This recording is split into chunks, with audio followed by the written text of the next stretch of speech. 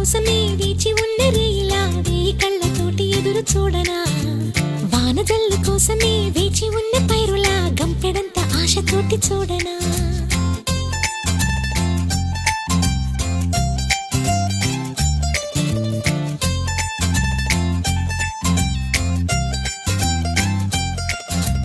జోల పాట కోసం ఉయ్యాలలోన చంటి పాపలాగా కోడి కూత కోసం తెల్లారు జాము పల్లెటూరిలాగా